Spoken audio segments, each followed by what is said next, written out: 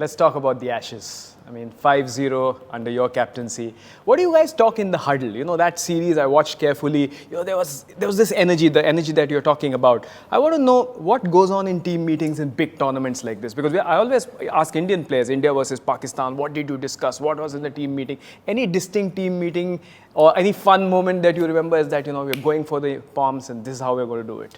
It's funny. I think there's a really set feeling outside of a sporting team that you prepare differently for bigger opposition. But I can tell you now, if I was playing Bangladesh, Ashes series, India, Pakistan, my preparation was exactly the same. I wanted to make 100 against Bangladesh. I wanted to make 100 against India. I wanted to make 100 against England. So it was no different. Every time you performed and every game you won was very special. There is that extra rivalry, Pakistan versus India, Australia versus England, no doubt about it. But I don't think you change too much as a player. You know, our focus and our determination was based on we lost the series in England and we felt we should have performed better than we did. Then fortunately we were able to come back to Australia only a couple of months later, start the Ashes series. So our goal was right. We know we can beat these guys. We underperformed in England. We need to make sure we play our best cricket. And our attitude was, you know, it was all about one day, one test match at a time, that's it. And I think that's how we stayed really focused and were able to still, you know, every single game, just see it as an individual game and win 5-0.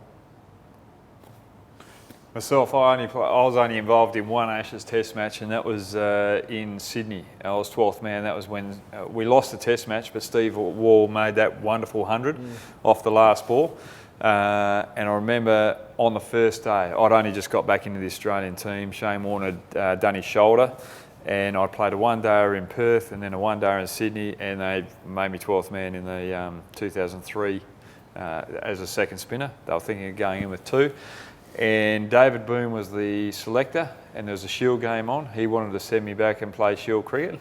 And I said, mate, it's been 7 years since I've had an opportunity to sit in this change room with a baggy green again.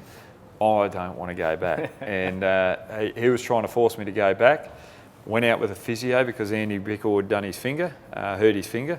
I said, Bick, you've got to get off for a couple of overs, mate. So it's looked as though I'm wanted here because Booney wants to send me back. And Steve Waugh said to Hooter, Errol Alcott, the physio, just go back and tell David Boone, Hoggy's not going anywhere, we need him here. And it was the best.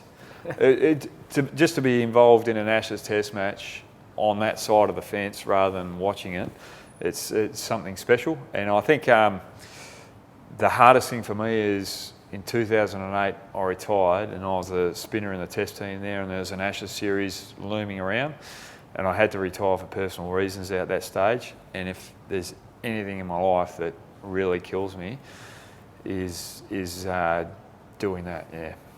Not going over the Ashes when I had the opportunity there. It was tough because growing up, that's all you wanted to do.